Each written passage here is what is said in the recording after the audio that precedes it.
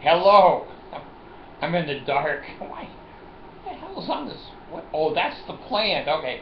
Sir David the Bard, listen, I'm coming to you from an anonymous place. I moved my studio to the Antarctic Circle. Listen, I've had a shit damn day. A shit day. You know, the Bard don't lie. I'm not sure that's a good thing in this world.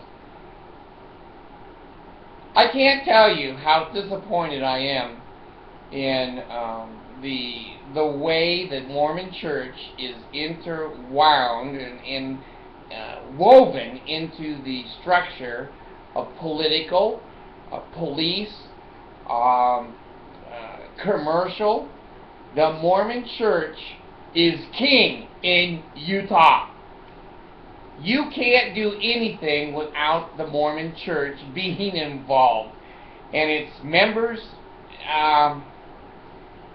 many of them are animals.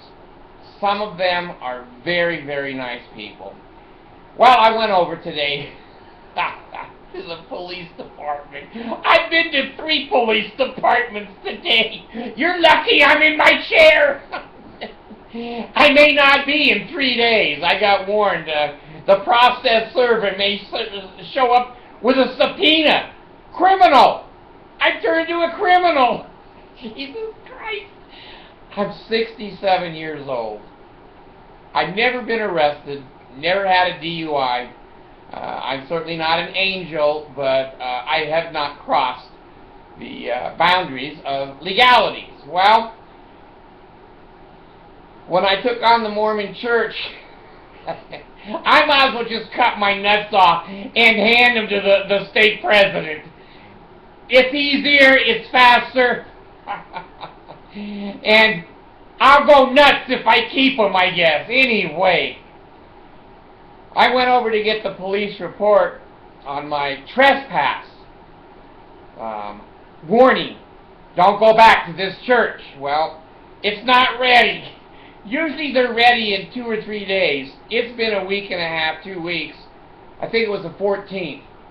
And so it's still not ready as of this recording. So she said, do you want to talk to the policeman that handed it to you? I said, sure. He was a nice young man. And he came out, and we sat and bullshitted for a few minutes, maybe a half an hour. And he said, basically, I understand what you're doing, and I'm in agreement that you have a civil rights amendment right to complain against anybody. You have to do it lawfully. You can't dance on the roof of your car naked. And I said, well, what about a thong? And his fellow policeman was there, and he said, at your age and size, I think a thong would be illegal. God damn. These 2 clowns are wonderful, wonderful policemen. You could not ask for a more highly qualified and reasonable policeman. Well, here comes Abigail. We'll see what she wants. Dad, what? I went to my car today, and the blinker did not go on. Oh, you burned out a light, the blinker won't work? Like, it would work, but then it doesn't. Okay, I'll check it for you. Okay. Thanks, Dad. You're welcome. So, anyway, getting back to this young man over there, and there was another officer there, and he was as cute as could be. One funny dude. So, anyway, we talked about it, and he said to me, well, do you want to go in and talk to the prosecutor? I said, yeah, that would be a good idea. I should talk to the prosecutor. No, I don't! No, I don't. You never want to go to the prosecutor. They're the ones that put you in jail. I didn't know that. I thought he was going to be, non-partial. Not in Utah. He ain't non-partial. So, he says to me, and this is what I remember. Now, he wasn't blatantly obnoxious or prejudicial. But he was prejudicial, and he said, I've seen you in here a lot the last 3 or 4 days, and you're taking up a lot of our time. I said, well, I'm I'm sorry, I'd like to come in and find out what's legal and what's not legal, because I don't want any legal problems. Said, well, we have other things to do. Oh, I don't want to talk to him, and he doesn't want to talk to me. So I questioned him about the identity of the person, the stake president, that made the complaint that I'm going to be legally arrested if I go back on that property. Well, they have my name, they have my address, they have my phone number, my city and town. I don't have anything on him. So how do you know what your legal rights are? Well, in Utah, your legal rights are to bend over and kiss your ass goodbye. There's your legal rights in Utah. Take the bard's word for it. The bard don't lie. Damn. So anyway, I exited that situation as quickly as I could, because I could see, I hope the day doesn't get worse. It did! I'm a criminal! I'm a criminal! So anyway, I went over to Action Plumbing and sat in this. Well, I went over to check with the city of West Jordan that I can have a First Amendment right to sit in the street legally with a sign. They said yes. So I went over legally and parked legally. And on my door it says the driver is deaf and dumb. Sign language only. And I roll my damn windows up and I don't get out because I don't want confrontation. Well, I got confrontation, okay? One of the action, now, I want to be fair. You need to hear both sides of a story before you ever make a decision. That's my recommendation. Never take my word for it. Hear my side, and then hear their side. So, I'm sitting there listening to the music, kind of barding out, in other words, taking naps. And pretty soon, this guy kneels down by my passenger door and starts pounding on my window. Now, I've had people tap on the window, I've had people shit on the window, but, I'm afraid he's going to break that window, because he's louder and louder. You are going to talk to me, you are going to listen to me, was the intent, I think, of why he was doing it. Well, I just looked straight ahead. Salt man! Frozen man! I don't want trouble. So he wouldn't go away, and so I started taking his picture through the window, so that if he continued that behavior, I would be able to identify. Every time I get, somebody says, well, do you know what he looked like? No, I really don't. Did you take a picture? No. Are there any videos? No. So this time I said, hell, I'm going to take a picture. So I took a picture. And then he went and got back in his truck. And then he started to come out into the street, and I was going to just take some pictures of him and his truck and the license plate number of the truck, because the police will always ask me that. Did you get a license number? Like I'm the criminal. So I am the criminal. I went out and I took pictures. Well, he starts to jump out of his truck, and I go, holy shit, now it's confrontational. I know I could have kicked his ass, even at my age, but anyway, I don't want that. So I turned around and went back to my car. Well, he came after me and wouldn't let me open the door to my car. And I got it partially open, and then we were struggling over my door. And I'm pulling it open to get in because it's only a little spot. The bar can't get in. They're too fat and too old. And he's at the door pulling on it. Well, wouldn't let me shut it, wouldn't let me get away from him. And finally, I pushed the door open enough that I could get my fat ass back in and then shut it and lock it. And he's yelling at me, let me tell you about Action Plumbing and my experience with it. I never said a word. Because I don't want to hear his experience or his testimony. I'm not interested. Well, now there's a feeling, a little bit of fear, because I'm in my car. He's pounded on my window. He wouldn't let me come back into the car. So I called, in the heat of the exchange, I called 911, and I said, there's a guy over here, and he's, assaulting me. He won't let me in my car. He's blocking me. And if you do that in domestic violence, you go to jail. You can't block a door. A wife or a husband can leave the house, and they can get in and out of the car. That's against the law. I thought, unless it's Mormon law, you can do that. You can do that if you're a Mormon. So, I called 911, and I said, there's a person that is intimidating and trying to assault me. Would you please come out? And so they did. Well, one officer came out, and he said, did you see me driving around? And I said, yes, sir. I saw a West Jordan police car, but I didn't know you were coming to my event. I thought it might have been another event because you weren't coming over to my car. I had my flashers on. I told the dispatch and 911 exactly where I was, and later on I found out that he was looking into the sun, and he's a reasonable man. He knows. I had my flashers on. I described my car. I said, in front of Sizzler, and he couldn't find me. And there's no other cars. There's no other car. But anyway, he comes over and he starts to say, what's going on? And I started to tell him, and then he got an emergency call and called another policeman to take over my case. So the other policeman shows up and says, could you go around back and let's talk about what happened? I said, surely. So we go around back, and he said, now, you're just hearing my side of the story, okay? And I'm trying to be as objective as I can. I'm not trying to slant it one way or the other. I'm going to try to keep it as factual, and then you decide. You decide. So he said, basically, what's going on? And I said, well, the guy pounded on my doors and then, or my window. You changed your story. Is it the door or the window? Whoa. This is not going to be good.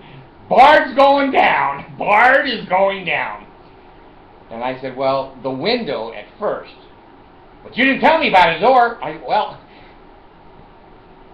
So what happened after that? I said, well, he got back in his Action plumbing truck and began to drive out of the driveway. And you guys always ask me to get a description and a license plate number, and I thought showing him in an Action plumbing truck and shirt and his license number is what you wanted me to do, because I've been asked, sounds like you're aggressive.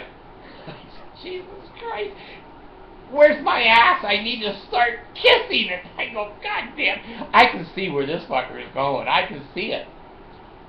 He said, you got that big sign on your car and you can't see out the back window. That's illegal.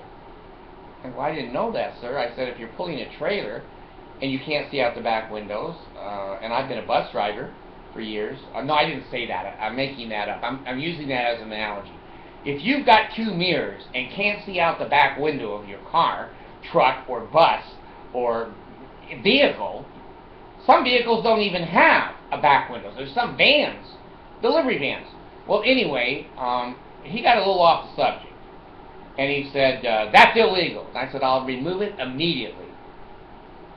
Fine. Now, you took pictures of it. I said, yes, sir.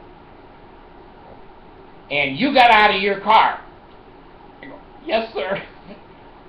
I didn't know. And I didn't say this to him, but here's in my mind.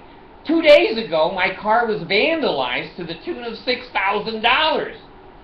Middle of the night, I wasn't there. I'm there now, and I can get out and say, let my car alone, get away, get away.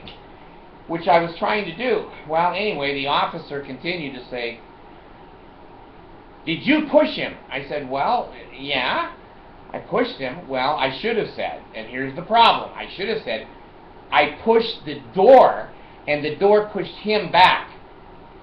And I said to the officer, he never touched me physically, and I never touched him physically. We're just yanking and banging on my door so I could try to get back in. Well, I didn't know this until a couple of hours later. Somebody went by with a text message. There's two guys fighting over a door, and they're in the street. Well, but the other guy was in the street. I was trying to squeeze into the door, and I was well off the street. So anyway, the police officer said, well, I don't like what you're doing. Holy shit, this is going worse and worse. Take my left nut now. Take my right nut now. I didn't dare say, you know what? I don't like what you're doing. I don't have that freedom. I don't have that privilege. I shut my damn mouth. He says, you're just putting that sign on there to aggravate other people. See, there's a judgment.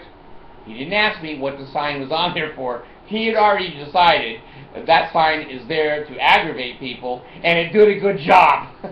So, he says, well, I can't see the pictures on your camera. I said, well, I'd be happy to send them to you. Yeah, do that. Here's my card, you send them to me. And I'm charging you.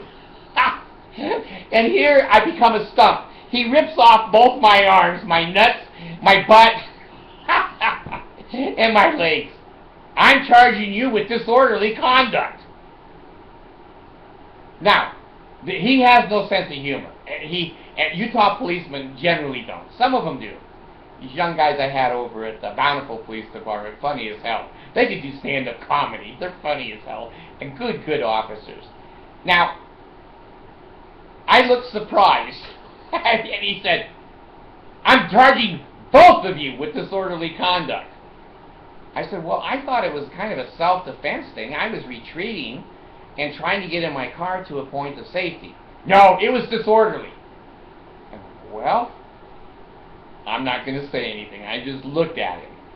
And he said, write down here on this report what happened. So I did. And handed it back to him. He says, I'm giving this to the DA. It's disorderly conduct, and that's a criminal charge. I go, God damn. I've been to their offices 2 or 3 hours before this event to check where I could park, what's legal, what's not, and it's a first rights amendment to sit there. But I don't think someone can come up to a first right protester and beat on their car window or hit them or throw water balloons. Those are all things that are unlawful. Not in Utah. If you're using a first right amendment and you're not bowing your head and saying yes, and you're not having the first principle of the gospel is obedience, your ass is grass. And he was the lawnmower, and he came right by and mowed my ass down. So, it didn't go well, but I tried to keep my mouth shut, and there's ways of redressing situations that you think are unfair. And so I thought, for me to be charged with disorderly conduct when I was just sitting in a car, but anyway, I want you to know, it's going to the DA's office. It's disorderly conduct. Okay. So, I got back in my car, and of course, like I said, I've never been arrested. I've never had any police interaction like this. I protested at BYU. I wrote something on my car, and I took that sign right off there. That moment that he, started to get back in his car, I got my tools out, peeled that sign off, and put it back in my car until, things calm, and that I can reevaluate, they can reevaluate, etc. So, I said to him, somewhere in the conversation, I said, this company, one of their employees in a uniform and in a truck, that I didn't take pictures of, threw nails and screws in front of my car. And you guys asked me to back up rather than go forward, and you were going to go back and talk to them about littering. Littering. Throwing papers and shit, a banana peel, screws in the street. I thought that was a little prejudicial. But, that was just eating my fingers off. It wasn't my whole ass. So I thought, well, let that blow over. Well, I thought they went back to their employees and said, hey, don't do that shit. The police were here. Don't do that. If he's legally there, just leave him the fuck alone. That's what I would have done. Well, now I see a pattern of conduct that they are unlawful and they're not going to obey the law. But now I'm charged with disorderly conduct. So I went back to the West Jordan Police Department, which I'd already been at 2 or 3 hours before. Hi, Bard! And then there's a little cute guy, super policeman over in Bountiful. He said, I've looked at a few of your videos. I said, okay. And he said, is it okay if I call you Sir David the Bard? I said, you got it, my friend. You got it. I said, if you were out of that uniform, you and me'd have a sandwich and a coffee and enjoy life. And I said, he said, well, am I on YouTube? And I said, you are. He said, did you say I was a good person? I said, I've told him the truth. You were a good person. And he says, oh, that's a compliment, thanks. So anyway, he was cute. Well, anyway, I went over to the West Jordan Police Department. I went to the counter and I said, now I'm paraphrasing, you know that. I make some things paraphrased. I said, do you have somebody here that has common sense and a brain and knows the law? So she said, well, I'll send the sergeant out. And okay, so the sergeant came out and we went in a little room. Now, when I was building the jail in Ventura, California, and when I was in construction, we had thermostats for the walls. I thought they were for the heating and the air conditioning unit. They were microphones. So I've learned a little bit that you go into a room, you're going to be recorded. Well, this guy was much more upfront and straight. He just put a recorder down on the desk. I knew I was being recorded. He knew he's being recorded. So I relayed to him this information. He says, well, you know, I can't go over this policeman's head. He's going to write a report tonight. It'll come to me. I'll approve it or disapprove it or whatever and send it on to the DA. Then the DA will make a decision of whether he thinks he can prosecute you for disorderly conduct and win beyond a reasonable doubt. Now let me tell you something about Utah. There isn't anything in Utah that is reasonable. Only the Bard. The Bard may not be here. The video show may be over. And so I said to him, nice conversation, and he was there at the first of the scene. He was the one evidently said, well, why didn't you wave at me? I didn't know it was you. He said, well, when we get a 911 and people are in the street fighting, we think we can find them. He said, I didn't see your flashers on, and anyway. So he's the one we're recording with. So he says to me, do you want to file complaints? I said, no. I said, you guys have been courteous. You have been... your other officer, I think, was prejudicial. He'd already made a decision that the sign, he said he didn't like the sign. There's an opinion. There's an opinion right there that he is siding or moving towards siding with Action Plumbing. And because the sign is illegally on my car, that's some part of the case. And I don't know, when I was trying to, and he said, you've changed your story now 3 times. I said, well, sir, I said, I'm a little taken back. I'm in a police situation, and I can't remember the guys that did this to me, but I took the pictures, and now that was illegal. Well, you assaulted him. I said, well, I didn't. You said you pushed him.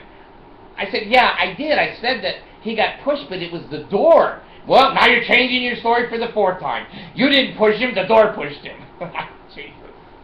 I can't win, and I know it, so I just shut my damn mouth at that particular point. So I went over, like I said, and talked to the other lieutenant officer who was over this guy. He says, well, I'll tell you the truth. I don't think the DA is going to prosecute this one.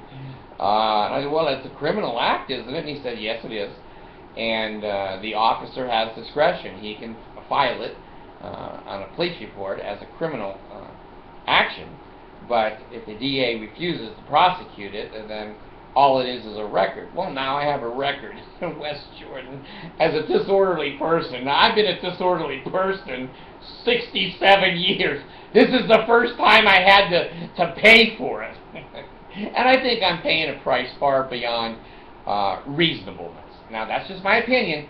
You've got to look at the police report yourself. You've got to talk to the officer yourself. I want to be fair. I want you to make your own mind up. So anyway, I've given you the facts as I remember them to the best of my ability. And when he said, well, you changed your story 900 times, I go, well, I said, I'm handicapped. He said, handicapped? You're just trying to play the victim. Oh shit, now it's against the law to be handicapped. I go, No, I'm not handicapped. I'm a normal person. So anyway, that's how the barge day has gone with the West Jordan Police Department. And I think the police likes fucking with me because they're on YouTube. Hey, I was on there. I was with the barge. Sir David the barge. So anyway, I said, what's next? And he said, well, no news is good news. And I said, well, what does that mean? He said, if you get someone at your front door with a subpoena, that's the bad news. Oh, God damn. He said, then you'll have to make an appearance, and there's probably going to be with the DA, whether he wants to carry it on, prosecute, mitigate, negotiate, who knows? Who knows? So I said, well, what's the good news? And he says, well, if you don't get anybody at your door in the next 4 or 5 days, it's probably not going to go anywhere. It's just going to be a police report. And well, that's the good news. I just have to sit now as a mental patient looking at my front door wondering if they're going to barge through it and hand me a subpoena for being a disorderly person. And like I've said, I've been disorderly ever since I was born, but not legally disordered. So anyway, I just wanted to share with you. I was kind of down, and you know, you guys have helped me more than I have ever touched your lives. If you weren't there listening to my shit, who can I talk to? Who can I talk to that would understand, that may give me some sympathy or empathy, and say, you know, I don't think it sounds fair. No one in West Jordan is going to say that. And in Bountiful, they're not going to say that. And, you know, I've made a lot of enemies because I've tried to bring to the attention of the communities that the Mormon Church and the threading of the Mormon Church through companies, I think, is evil, and I think it's dishonest. And there's no redress. There's no redress for consumers to get even. And when I say that, I mean to bring it to public attention that this company, Action Plumbing, screwed me. Now, other people have come up to me and said, Action Plumbing screwed me too. I don't have a sign, though. I go, okay, I'll put the sign up for both of us. But he wasn't there today, so it's the bar going down. The bar is down for the count. So, I was discouraged. And I was taken back because I've never had legal implications with the police. Never. I thought, well, who can I talk to? I call my counselor, which is dead. So many years ago. Mercy won't be home for an hour or two. Abigail just, you know, left with the car. And I'm sitting here with just you guys. So, fuck it. If you were not there, I would be, at this moment, maybe suicidal. I knew I was taking on City Hall. I didn't expect to win, but I didn't expect to be crushed either.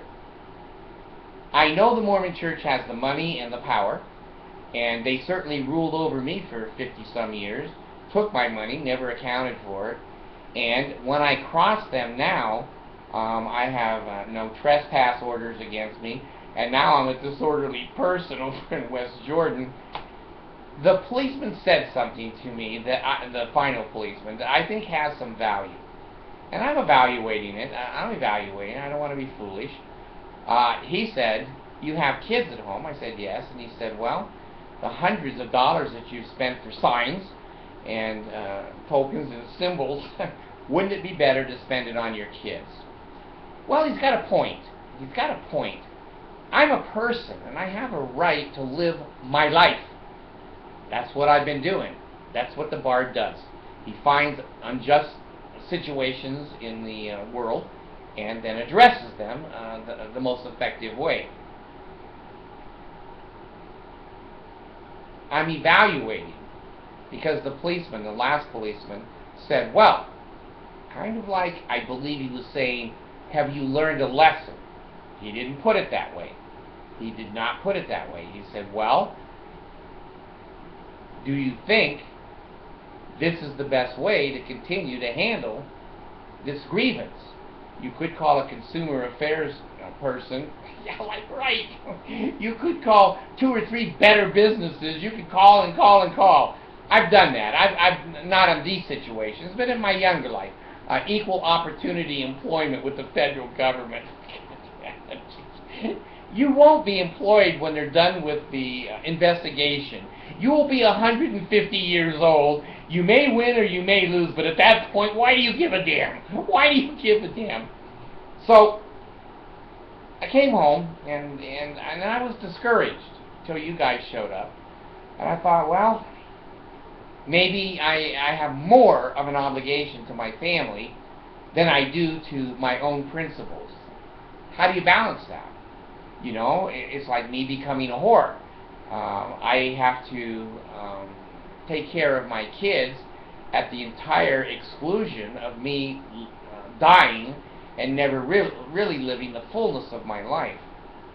Is that like the fullness of the gospel?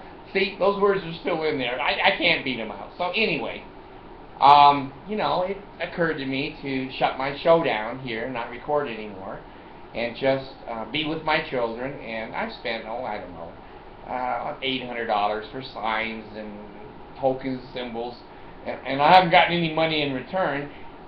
He may have made a point to the bard. I'm still evaluating it of if I'm in jail, I can't help Allison with her little track today. If I'm in jail, I can't help Abigail get her new business going. She's a courier now. She's got a car and she has a courier job, starts Monday. I can't help her. Mercy, God, once or twice a month I have to help her when people discriminate against her or treat her like shit in the Mormon community because she's got a brown skin. This is a hard decision. Hard decision for me. I want to be myself. I want to be honest. I want to do what is right. Do what is right, let the consequence follow. Well, the consequence is a disorderly person. Charges, criminal. What do I sacrifice for my girls and my wife, my family? I've made my point. The bard don't intimidate. I'm not intimidated. If I had to go to court, I can pro se myself in court. I may lose, but I'm certainly not going to spend more money away from my kids for an attorney and for avoidance of prosecution. I guess I'd rather have Bubba dancing with me than to take that kind of money away from my kids. If I had a damn hobby and I spent $800, that's not very much money for a hobby, and really it's my hobby to hassle the Mormons and companies that lie, cheat, and steal. I don't mean hassle, I mean bring to public their shenanigans. So, until you guys showed up, I was really discouraged, and I thought, goddamn, you know, should I just shut my show down and sit here? I'm on high medications. God, 10 medications a day, 1,000 a month to keep the bard sane. And this kind of stuff drives me insane. It really drives me insane that I'm treated this way, and all I'm trying to do is exercise my First Amendment rights. In Utah, you don't have First Amendment rights. You have a delay of going to jail. That's it. I remember when I was counseling alcoholics, and I told them, there's only one way to go with alcoholism. It's always death. It's always death. It's a car accident, it's falling off of a ladder, it's overdosing, it's whatever, blacking out. So, I'm coming to the same conclusion. I know I can't fight City Hall, but shouldn't I have the right to try to bring to light, to say, dishonest city or government people? Well, not in Utah, because they're all Mormons. And there's always the slip of the lip that when they say forgiveness or repentance, you automatically know the police are LDS. And the policeman sided with the plumbing company and not the bard. And so, purpose of my video is to kind of be able to speak out what happened, my side of it, and counseling. You guys are there, and I can't tell you, you've kept me alive. You've kept me alive because I thought the whole world were mean, evil, crazy, filthy people. And they're not. They're not. Those people have certainly the majority of humans. I had a wonderful phone call from, I think her name is Ronnie, and if it's not Ronnie, don't be pissed at me, because I have a bad brain, you know that. She's up by San Francisco.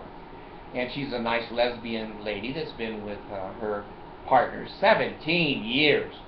Oh my gosh, that's going to ruin the United States. Oh my God, the Mormons will go, oh, they don't have any kids, and you need to put them on an island and execute. Nah, she's the sweetest little thing in the world. We must have talked for an hour.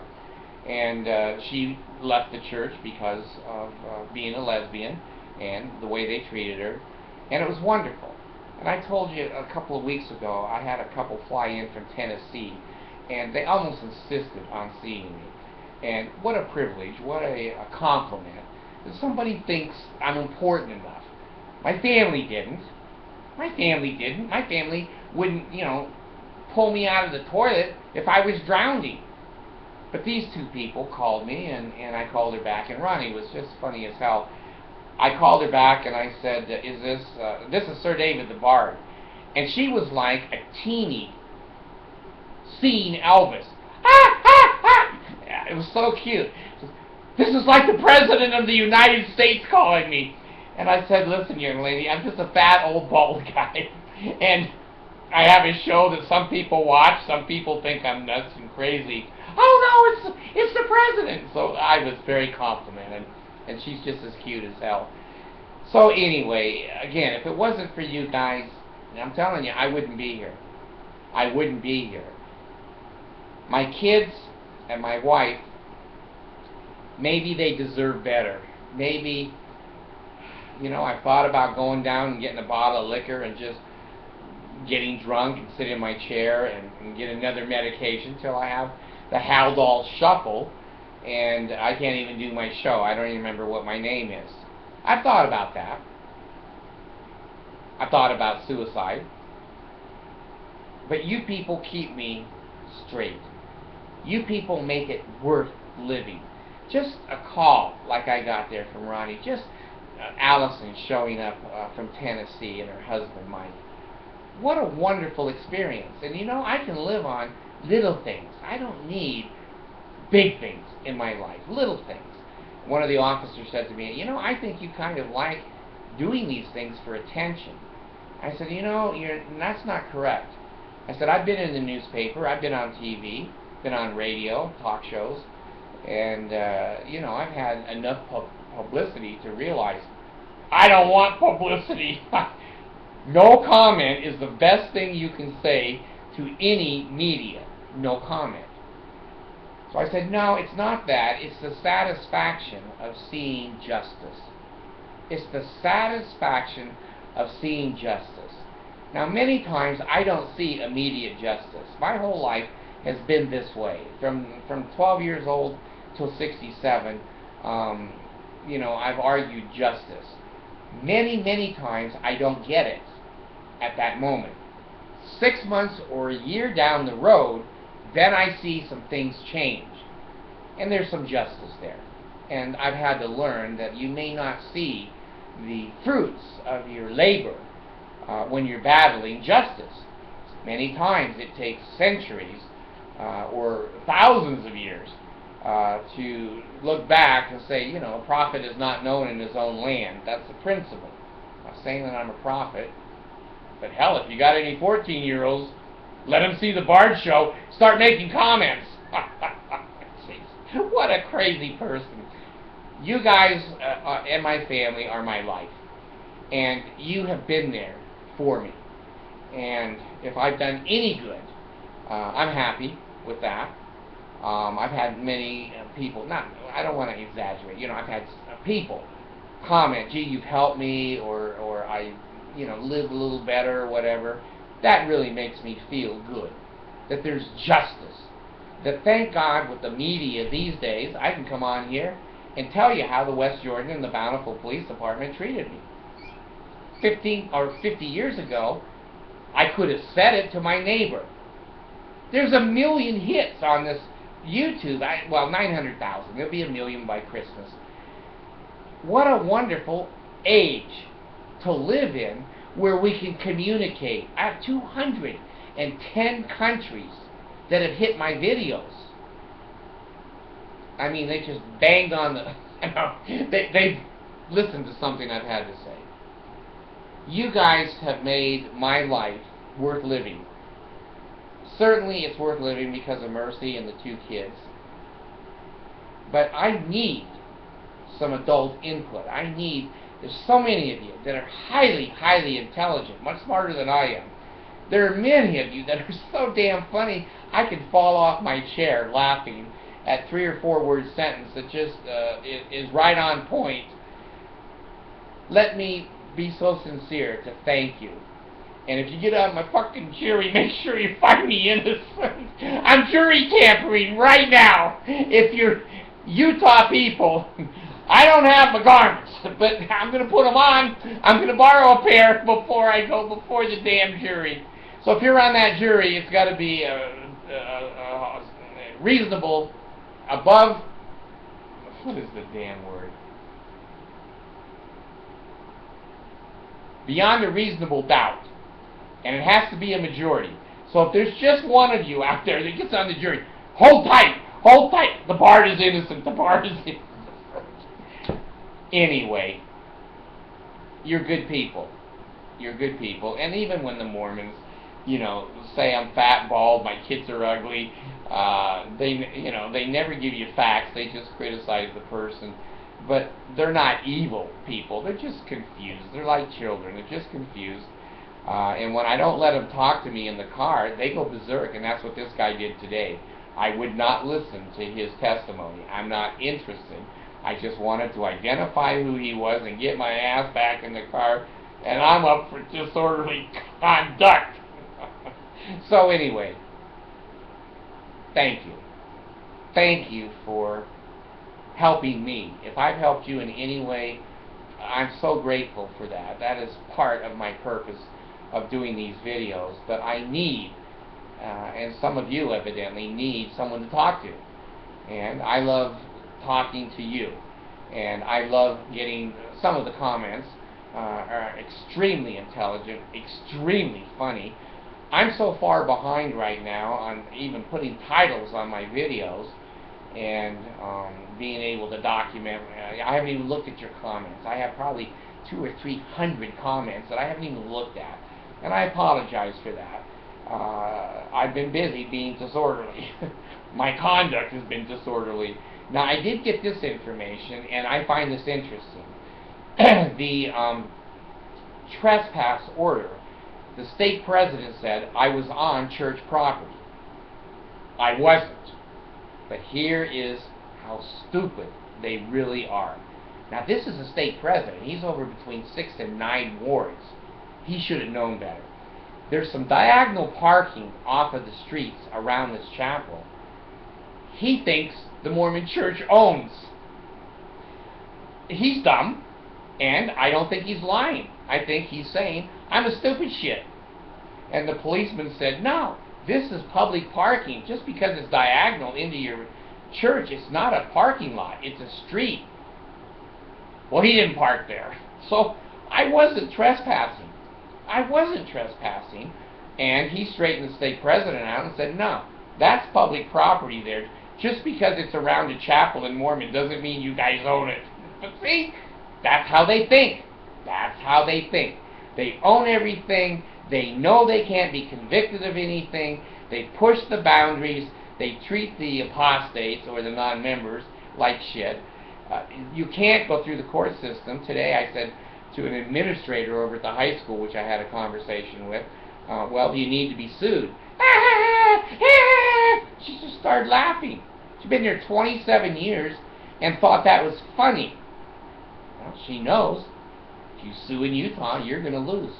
You're going to lose. The only way you can fight Mormons is discrimination with a protected class into the 10th District Court. And you can be in pro per over there. They will. You don't even need an attorney to go over there. And if you're poor, you can get waiver of fees too. So anyway, long story short, I got my computer back on, still looking for a doctor. My son said when I call people, they have caller ID, and that's why they don't pick up. Bastard. So, you think you're funny? So anyway, again, thank you so much for allowing me to talk, allowing me to express my frustration sometimes at this world. And I know so many of you have written and say, David, you're doing what we would like to do, but we're married, we have children, we can lose our jobs, they've got us by the nuts. Well, I kind of see myself as a very small Martin Luther King. I'm very small, and I ain't black yet. But the Mormons, they don't respect nonviolence. The Mountain Meadows massacre, where they killed, I think it was 117 or 27 men, women, and children who surrendered. They just shot them right in the face. And they've never had any kind of recourse, no redress, no restitution, nothing. And it's only been since Hinckley where they finally put up a little statue down there, a little plaque. And the Mormons didn't have to pay anything for that kind of murder. And I've told people, I told the police today, don't be surprised if you find me dead in a car. If they don't get you legally, they'll get you illegally. They think they own all the parking places. They think the First Right Amendment, yes, it's there. We don't understand it. We don't want to understand it. We want our opinions only in these communities in Utah. So, again, the bar's going home. I've had enough counseling. Send me a damn bill. I won't pay it, but send it to me anyway. It always makes me feel good that I get a bill that I don't have to pay. And if you report to FICA, God, don't send me a bill. Don't send me a bill. My FICA score has gone negative now. You know, I know what negative FICA scores do when you're trying to buy a car. So anyway, I love you. I do. I just love doing this show. And I love the response I get. If I make the Mormons mad, obviously they're emotionally attached to what's going on. And my biggest audience is Utah, United States. Thank you.